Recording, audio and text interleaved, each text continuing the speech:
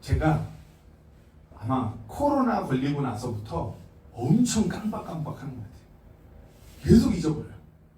아까 이렇게 마리네라고 얘기했는데 마리네 지난주 설교 노트 보고 정말 은혜 받았다고 하는데 순간 지난주에 내가 설교 뭐 했지? 자꾸 잊어버려요. 저희 아내랑 이렇게 다니면 아내가 자기가 뭐 이렇게 해줘 그러면은 뭐 하라고 그랬지? 자꾸 잊어버려요. 그리고 심지어는 물건들을 어디다 놨는지 잊어버리다 보니까 잊어버리면 어떻게 되죠? 잊어버리고 그 뒤는 잃어버려요. 어디인지 모르니까. 그러다 한 2년 뒤에 어디서 하나 나와요. 우리가 바쁘게 살아가다 보면 깜빡깜빡할 때 되게 많아요. 안경을 여기 머리에 이렇게 걸쳐놓고 안경을 찾는다든가, 핸드폰을 왼손으로 들고서 오른손으로 핸드폰을 찾는다든가, 핸드폰을 충전기에 꽂아놓고서 어디 찾든가, 제일 많은 거 어디 가방에 핸드폰 넣어놓고 핸드폰 열심히 찾아요.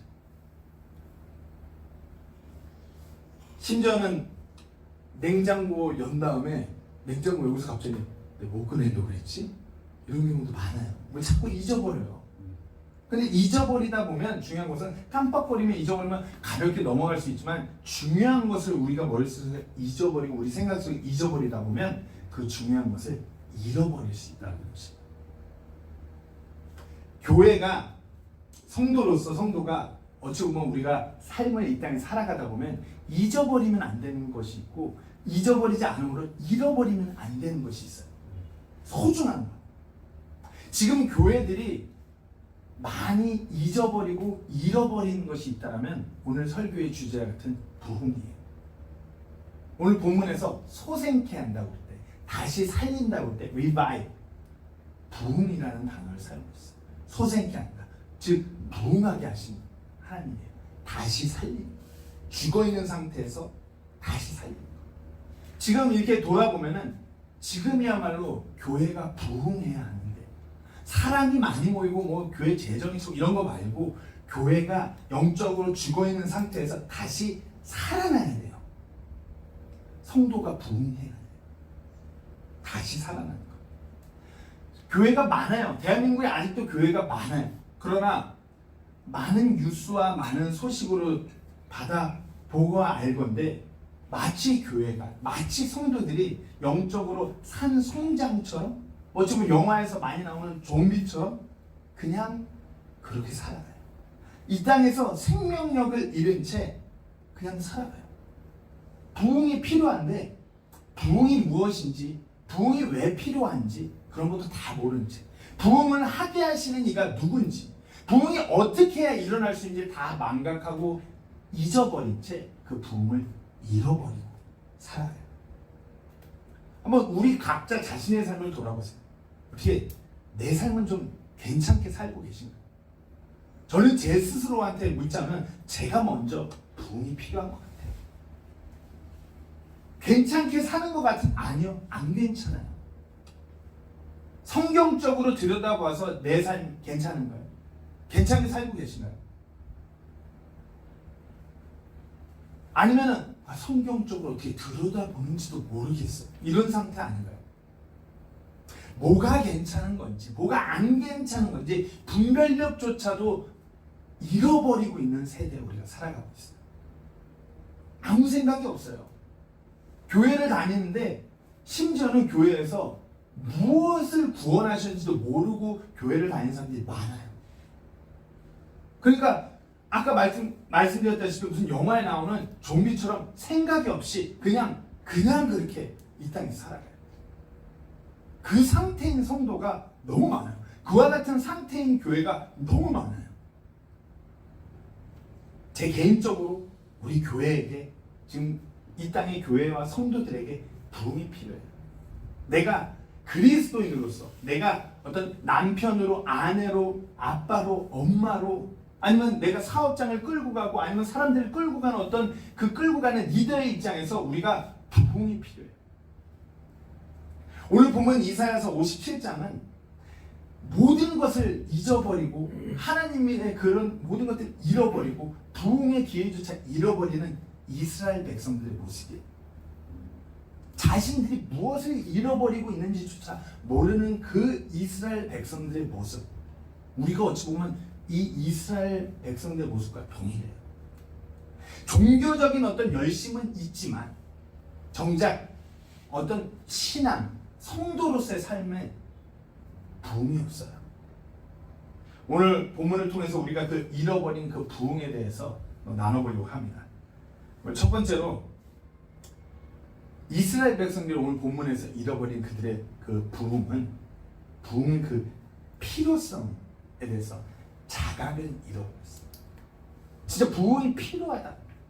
내가 지금 다시 살아야 되는데 이거 자각하는 것을 잃어버린 것이에요. 자신들의 영적인 상태가, 자신들의 지금 상태가 어떠한지를 알아야 되는데 그거를 완전히 망각했어요. 무슨 그 영적 블라인드 스팟이라고 그러죠. 보질 못하는, 느끼지 못하는 것이. 정말 이스라엘 백성들이 지금 부흥이 절실한 때인데 정작 본인들은 몰라요. 무감각해요. 이들의 그런 보지 못하고 무감각함은 첫 번째로 하나님의 그 섭리를 올바르게 보지 못하는 그 무감각함.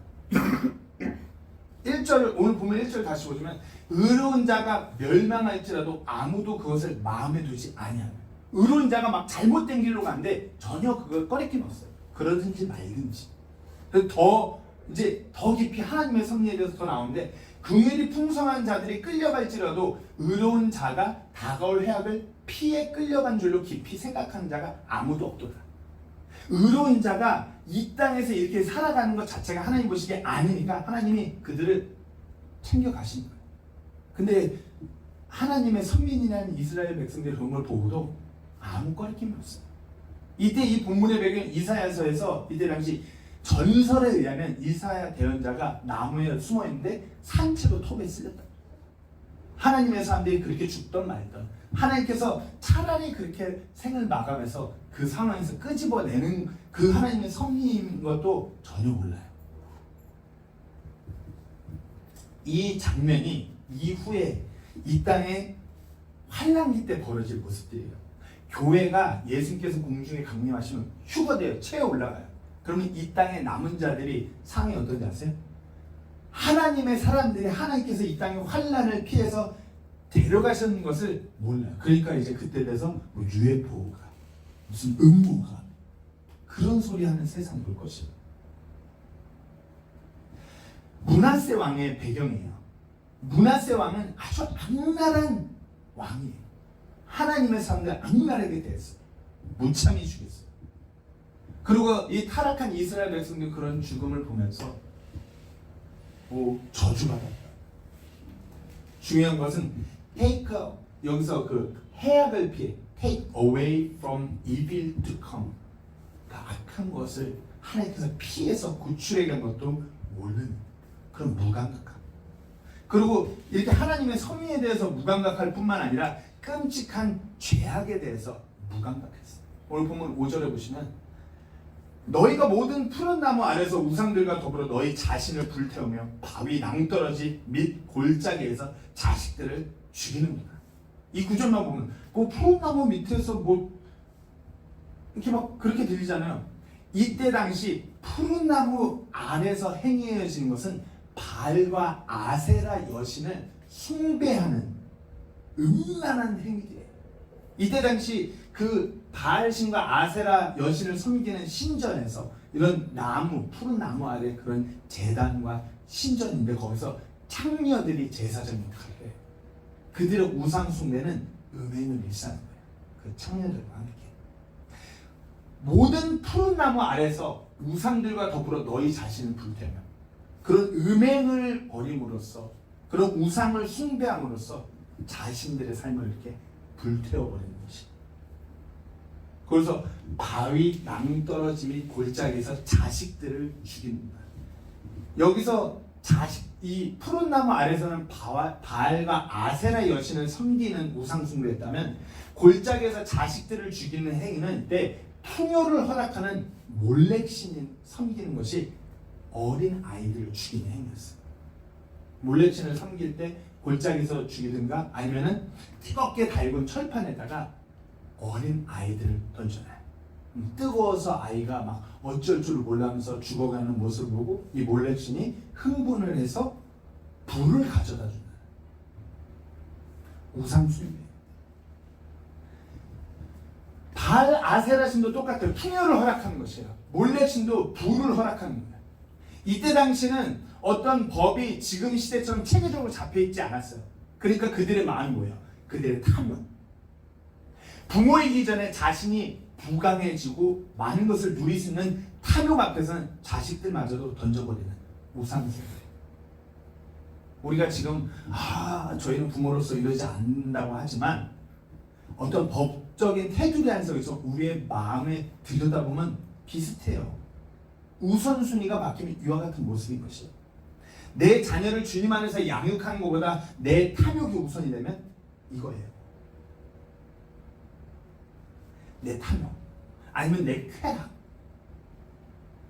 내 육신의 어떤 평안과 내 육신의 쾌락을 위해서 하나님 아는 다른 무언가를 선택하는 백성, 이 남유다 왕국 이스라엘 백성이 어찌 보면 우리의 현재 모습과 같아요. 교회에 많은 성도들이 하나님이 내 마음의 중심에 자리 잡고 하나님만이 내 삶의 최우선순위가 되어야 되는데 어떤 하나님이 아닌 나의 어떤 욕심, 나의 어떤 쾌락, 내가 추구하는 바, 그것이 먼저 내 안에 자리 잡고 있어요. 그것이 그렇게 되면서 하나님 들어갈 자리가 없는데 그것이 죄인 줄 몰라요. 그것에 대해서 무감각해요. 그것이 잘못됐다는 것을 몰라요. 하나님은 대충 어느 정도 뒷자리에 있고 내가 원하는 것, 내가 당장 누리고자 하는 것만 바라보고 달려가면서 이것이 정말 잘못됐다는 것을 몰라요. 이와 같은 상황에 부흥이 필요하다는 것을 몰라요. 무감각해요. 그리고 거짓 평안에 무감각해져요. 위기가 닥치자 이때 이스라엘 백성들은 하나님이 아닌 세상적인 그 무언가를 바라봐요. 세상의 어떤 권력. 아수르와 그 이집트에게 조공을 바치면서 심지어 그 고문 구절에서는 지옥에까지 이 자신들을 낮췄다. 완전히 그냥 엎드려서 하나님이 아닌 다른 무언가에게 자신들을 어떻게 해달라고 하는 것이에요. 그러면서 그들이 거기에 소망이 없다 하지 않고 되게 힘든데도 불구하고 여기에 소망이 있다고 착각해요. 오늘 보물 9절을 보시면 또 내가 기름을 가지고 왕에게 가고 그런 다른 나라 왕들에게 조공을 바치러 가는 것이 내 향기를 더 많이 냈으며 내가 내 사자들을 멀리 보내고 너 자신을 지옥에 이르도록 비천하게 만들었다. 되게 비천한 거예요. 막 하나님이 아는 다른 왕들에게 막 빌빌거리면서 내 길이 멀어서 피곤하였으나 막 너무 힘든 거예요. 그렇게 업신 구신 이러면서. 그런데 네가 이르기를 소망이 없다 하지 아니하였으니 네가 내 손에 생명을 찾았으므로 근심하지 아니하리라. 헛된 것인데 하나님이 아는 다른 세상 권력에 막 이렇게 힘들게 하면서 너무나 힘든데 이것이 소망이 없지 않다. 여기에 소망이 있다. 하나님에게 소망이 있어야 되는데 거짓 평안에 세상이 주는 그 무언가에 막 빌빌거리면서 여기에 소망인 줄로 착각하는 것이. 우리가 이와 같은 부분이 아니라고 못할 거예요. 많은 교회, 많은 성도들이 하나님만 구하고 하나님을 찾으면 하나님의 능력으로 살아가는 것이 아니라 내가 좀 더 능력이 된다. 내가 좀 더 부를 갖춘다. 내가 좀 더 세상적으로 성공한다. 내가 좀 더 잘 산다. 그러면은 거기에 소망인 줄 착각해요. 잘 산다는 표현. 우리 대부분 저분 좀 잘 살아 이러면 표현이 뭐죠? 저분 좀 잘 살아 그러면 뭐라고 그러죠? 부자라고 그러죠. 표현이 잘못된 거예요. 그냥 그 사람은 부자인 것이에요. 부자가 다 잘 사는 거 아니에요. 돈 없어도 행복하고 얼마든지 잘 살 수 있어요. 부자가 오히려 더 힘든 경우 많아요. 왜 많은 매체에서 꼭 영화 보면 꼭 똑같은 스토리. 재벌집 후계자들은 왜 이렇게 막나니? 무슨 영화 이슈가 늘 그래요. 왜 그러냐? 실제적으로 그러니까. 돈이 있으면 자기들이 무엇이든지 할 수 있다고 착각하니까. 지지난주에 그 마리아 요리사 앞에서 교통사고 났는데 그 사고 낸 친구도 어마어마한 부자가 됐어요. 부자면 뭐가 다 잘 되는 착각하는 거예요. 헛된 소망이에요. 거기에 소망 없어요. 돈 아무리 많아도 천국 못 가요. 돈 아무리 많아도 아무리 세상적으로 유명하고 떵떵거려도 예수 그리스도의 그 피의 공로를 내가 받아들이지 않는다면, 믿지 않는다면 지옥 가는 거지.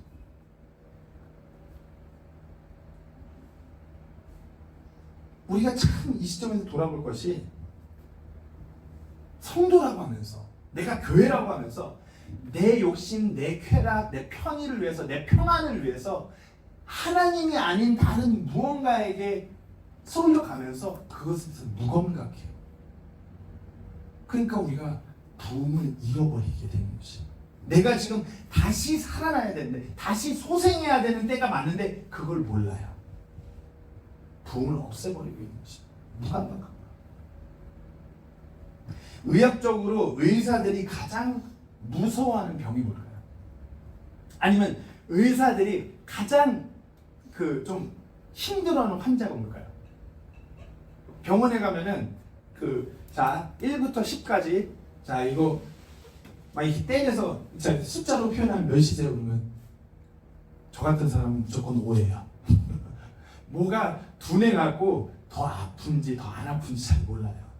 환자가 제일 위험한 사람이 저같이 좀 무감각한 사람이에요. 의사가 그러고 봤을 때 가장 어려운 병이 뭐냐면 한센병이에요. 그리고 소위 정확하게 나병과는 틀린데 나병이라고도 하는. 왜? 손가락이 떨어져 나가도 몰라요. 살이 뜯겨 나가도 몰라요. 저기서 피가 줄줄 새고 있는데 몰라요. 한센병. 무감각해요.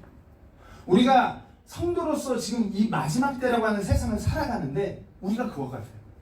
내가 지금 철저히 망가지고 비틀어지고 꺾이고 무너져가고 마치 좀비처럼 이렇게 터벅터벅 영적인 걸음걸이를 가고 있는데 몰라요. 우리가 부흥을 정말 다시 소생케 되기 위해서는 내 상태가 지금 진짜 내가 죽어있는 상태구나. 그것을 깨달아 알아야 돼요. 그럴 때 우리가 다시 살아날 수 있습니다. 두 번째로는 부흥케 하시는 그 하나님의 위대함을 잊어버렸어요. 부흥케 하시는 그 하나님을 잊어버리니까 어떻게 해요? 그 하나님을 잃어버린 것이에요. 우리 종호를 저희가 여기 왔을 때 종호가 한 초등학교 5학년 6학년 될 때 쇼핑몰에서 잊어버렸어요. 근데 종호도 저희를 잊어버렸는데 종호가 제 번호를 안 잊어버리고 기억한 거예요. 그래갖고 처음 보는 필리핀 사람인데 우리 아빠한테 전화해달라고. 그리고 저한테 전화해서 전화를 찾았었거든요. 잊어버리면 잃어버리는 거예요. 하나님이 얼마나 위대하신 분이신지 우리가 잊어버리면 그 위대한 하나님을 잃어버리는 것이에요. 오늘 본문에서 부흥을 주시는 그 하나님을 이스라엘 백성들은 철저하게 잃어버렸어요. 6절을 보시면 그 하나님에 대해서 이렇게 대하는 것이에요. 내 몫은 시내의 매끄러운 돌들 가운데 있나니 그것들이 내 몫이니라. 네가 바로 그것들에게 음료 헌물을 붓고 음식 헌물을 바쳤는데 내가 이런 것들로 위로를 받겠노라. 하나님에 대해서 시내의 매끄러운 그런 돌 몇 개, 그런 골짜기에서 그런 식으로 좀 음식이나 음료 대충 어느 정도 하고서 하나님 섬겼다. 그 위대한 하나님에 대해서 잃어버리니까 이렇게 행동하는 것이다. 성도들이 하나님과 함께하는 삶, 하나님을 경배하는 삶을 왜 소홀히 하냐? 하나님이 얼마나 위대한 분인지 잊어버렸어요. 주의 첫날 우리가 하나님을 경배하는 것을 왜 소홀히 하고 왜 그냥 가볍게, 왜 플랜 B가 되냐? 메인이 아니라 왜 B가 되냐? 하나님이 얼마나 위대한 분인지 우리가 잊어버렸어요. 오늘 본문 15절에서 분명히 밝히고 계세요. 높고 높으며 영원히 거주하고 이름이 거룩함인 자가 이같이 말하면 나는 높고 거룩한 곳에 거하며 또한 통회하고 겸손한 영을 지닌 자와 함께 거하나니 이것은 내가 겸손한 자들의 영을 소생시키며 통회하는 자들의 마음을 소생시키려 합니다. 이름이 거룩인 하나님이에요. 이름이 거룩해요. 거룩함은 근본적으로 의미상으로 separation, 분리된 것입니다. 하나님께서는 그 더럽고 지저분하고 그런 죄악 같은 것들로부터 구별되신 분이에요. 우리가 아무리 막 죄성에 막 더럽게 우상숭배하고 할지언정 하나님께서는 분리되신 분이기 때문에 우리 보고 다시 오라 하신 것이에요. 나한테 와. 내 안에 들어오면 거룩해 줄 수 있어. 그런 하나님. 그러니까 하나님께서 말씀하세요. 내가 거룩하니 너도 거룩하라. 나한테 들어와. 내가 거룩하니까 내가 구분 지을 수 있어. 나한테 들어와. 높고 거룩하시고 거룩한 곳에 거하시며 영원에 거주하시고. 이스라엘 백성들은 지금 푸른 나무 아래 낭떠러지에서 우상을 찾았어요. 지금 세상에 조금 불을 줄 수 있는 그 무언가, 내 쾌락을 줄 수 있는 그 무언가를 찾았어요. 그러나 그 하나님은 그런 신하고 비교할 바가 안 돼요. 영원에 거주하고, 영원에 거주한다는 이 말의 의미는 하나님께서는 과거, 현재, 미래 그 시간을 초월해서 일하신 하나님. 그냥 우리가 뭐 영원히 거하신 하나님 이 정도로 이게 불사신다 이런 거 아니고 오래 산 이런 거 아니고 과거, 현재, 미래라는 그 시간을 초월해서 일하시는 하나님이에요. 그렇게 착각하면 안 돼요. 현대 여권에서 자꾸 뭐 하나님은 영원히 영원히 사시는 뭐 이런 식으로 표현했는데 그게 아니라 과거, 현재, 미래를 초월하시는 그 시간이라는 것은 공간이라는 개념을 초월하시는 그러니까 영원에 거주하신 하나님이시. 과거, 현재, 미래 모든 것을 주관하시는 그런 하나님. 그리고 뭐라고요? 통회하고 겸손한 영을 지닌 자와 함께 하신 하나님. 이렇게 높고 거룩하시고 위대하신 분이 낮아지셔서 우리와 함께 하십니다. 그렇게 우리와 함께하고자 하는 임마누엘의 하나님. 그리고 뭐라고요? 소생시키신 하나님. 이때 to revive, 다시 부흥케 하신, 다시 살리신 하나님. 우리가 예수님을 내 개인의 구주로 받아들이기 전에는 우리가 죽어있는 상태였어요. 궁극적으로 우리는 예수님을 받아들임으로 다시 소생케 된 것입니다. 하나님께서 우리를 소생케 하시는 것입니다. 하나님은 지금도 영적으로 생명력을 잃어버린 우리를 다시 살리고 싶어 하세요. 부흥케 하고 싶어 하세요.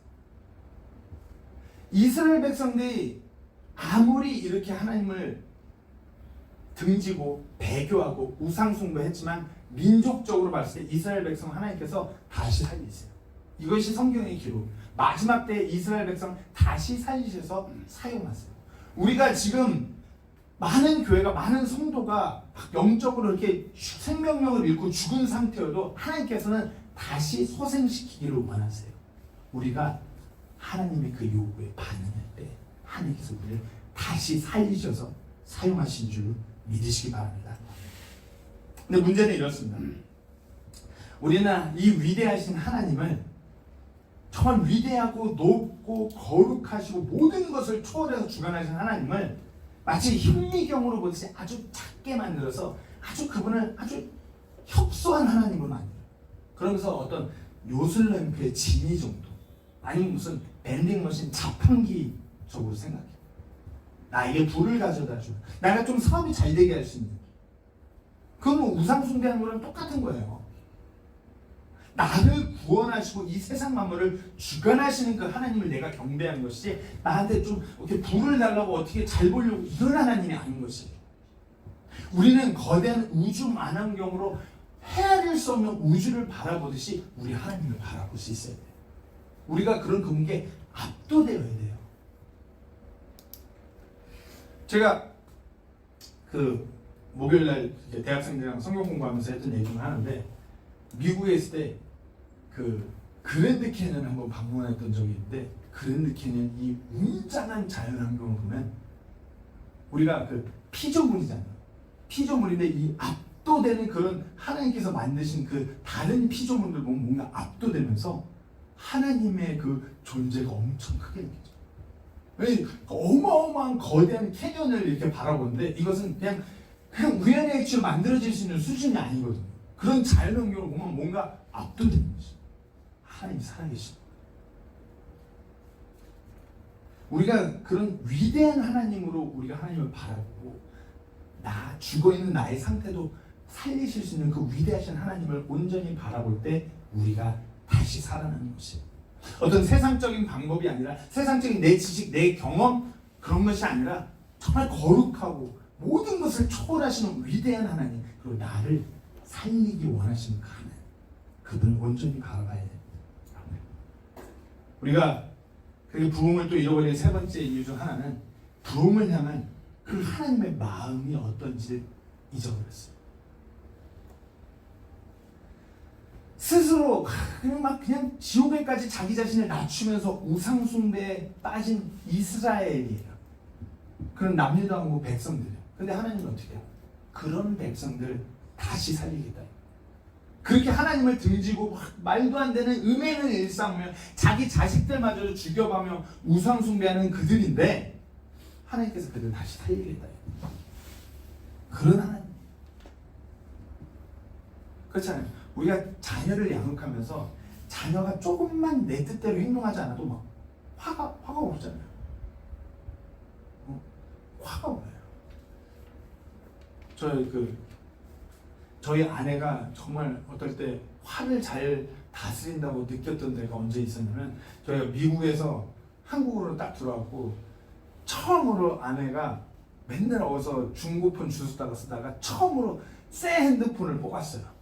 정우가 그때 4살이 5살이 아니 6살이나 그 유치원생이었어. 근데 처음으로 새로 산 핸드폰, 좀 좋은 핸드폰을 샀는데 정우가 그걸 이빨로 깨물어 부셔버렸어요. 산지 며칠 안 됐어. 3일인가 4일 됐을 때. 그러니까 이빨로 이렇게 제가 봤을 때는 막 이게 막 폭발할 것 같은데 잘 넘기더라고요.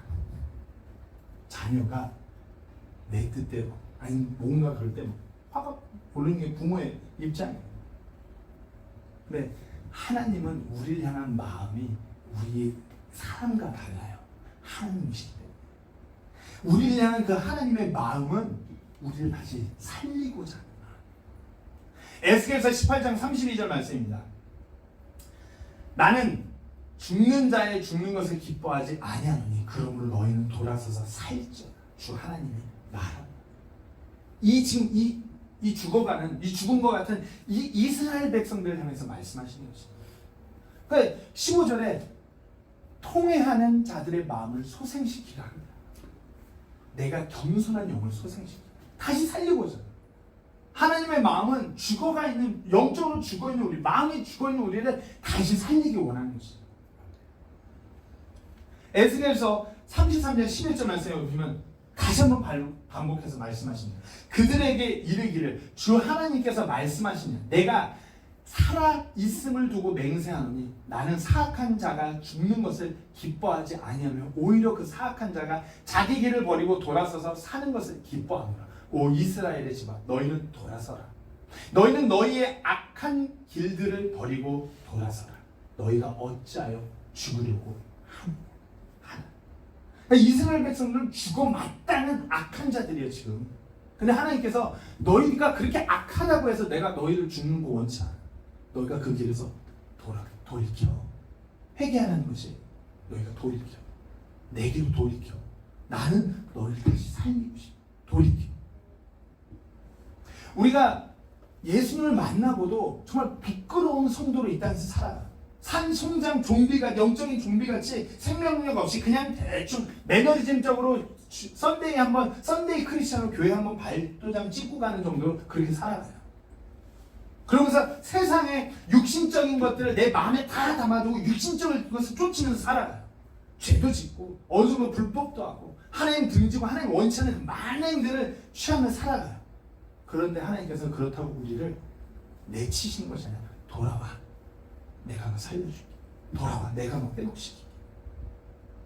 오늘 본문 15절에서 2번씩이나 반복돼요. To revive. 내가 너 다시 살린다.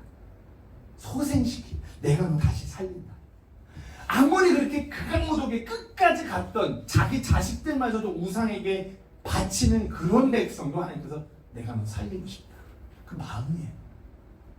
우리가 이 땅에 살아갈 때 그 마음을 잊어버리니까 자꾸 어둠으로 가는 것이.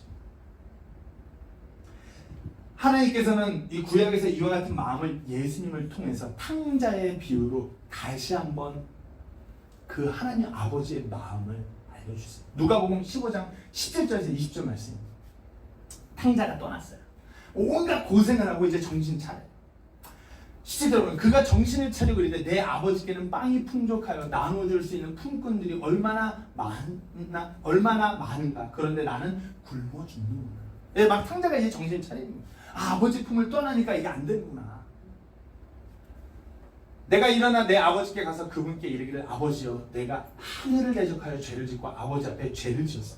이제 통회한 마음으로 겸손한 마음으로 아버지께 향하기를 결단하고 가는 것이다. 더 이상 아버지의 아들이라 불릴 자격이 없나이다. 나를 아버지의 품꾼들 중 하나로 삼아주셔서 하리라. 철저하게 자기 자신을 깨부시고 이제 아버지께로 돌이키는 거예요. 아버지를 죽었다 생각하고 살아갔던 탕자인데 그런 아들이라도 돌이키니까 아버지가 어떻게 해요? 20절에 일어나 자기 아버지에게 가니라. 그러나 그가 아직 멀리 떨어져 있을 때 그의 아버지가 그를 보고는 불쌍히 여겨 달려가 그의 목을 껴안고 그에게 입을 맞춥니다.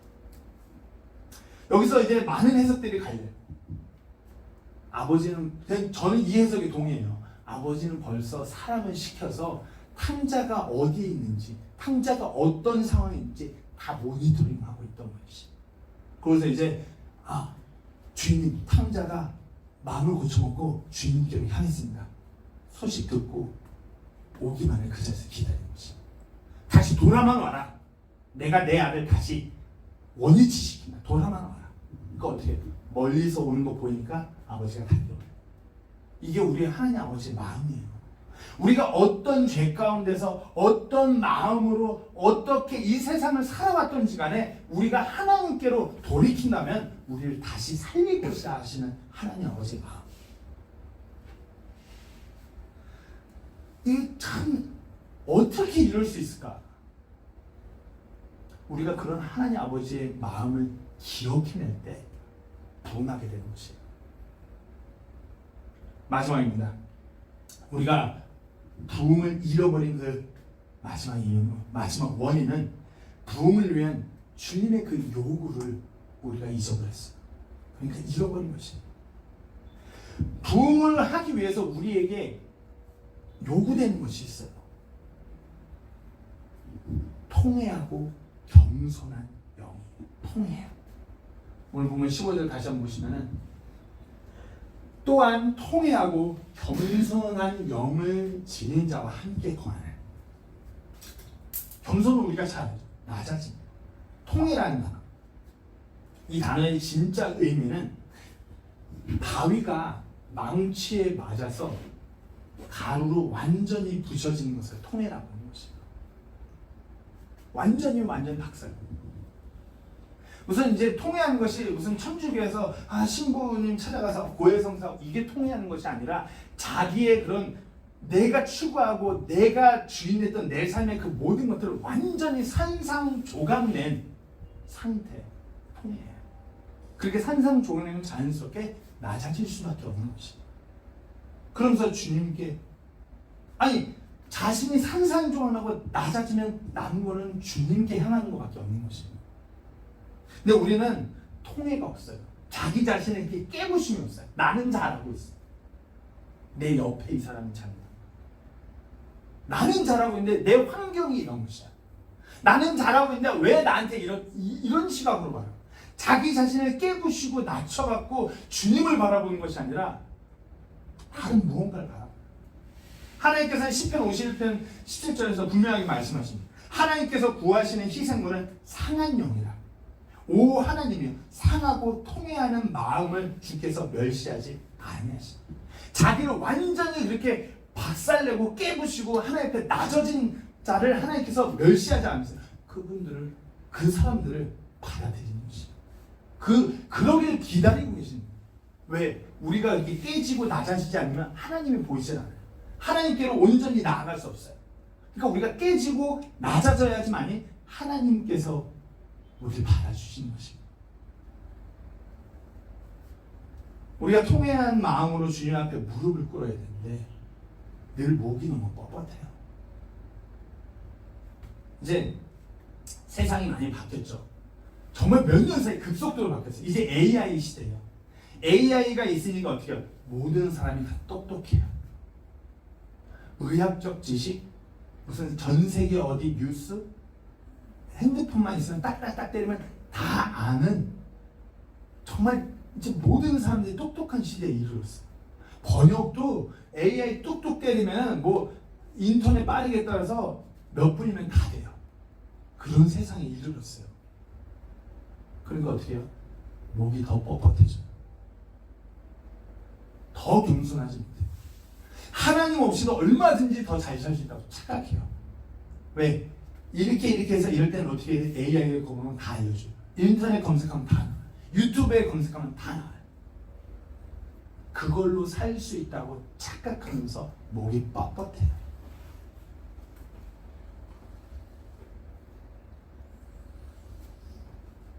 하나님 앞에서 알팍한 자존심, 위선적인 종교 생활, 우리 그렇게 살아가고 있지 않나요?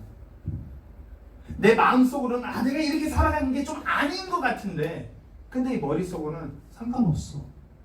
이렇게 좀 살아가면 돼. 어때? 괜찮아.